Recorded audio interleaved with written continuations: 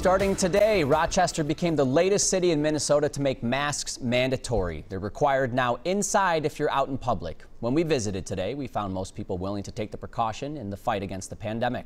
In my family, we don't have anybody sick, but for protection, it's okay. Just steps away from the country's top-ranked hospital, we spotted plenty of covered faces on the streets of downtown Rochester. A huge spike in cases.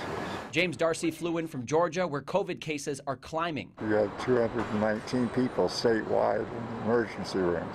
We've got that in one hospital in Atlanta. It was the economic issue and it was the public health issue. For weeks, Mayor Kim Norton says her community watched fewer people wear masks. And in a place where so many vulnerable patients visit, she felt the city council had to act. It just became very clear that if we were going to stay open, if we were going to avoid another shutdown, we were going to have to do something. From retail to restaurants, gyms, and public transportation, people will be required to wear masks indoors in Rochester. Norton took to Twitter to ask Governor Tim Walz to make it a Minnesota mandate, as some threaten to take their business elsewhere. The health department Wednesday said it's something the governor is still considering. Not in favor of it, not a fan. Still, not everyone is convinced after health experts at first didn't deem masks necessary. Now, the CDC recommends them to protect others if you happen to be infected.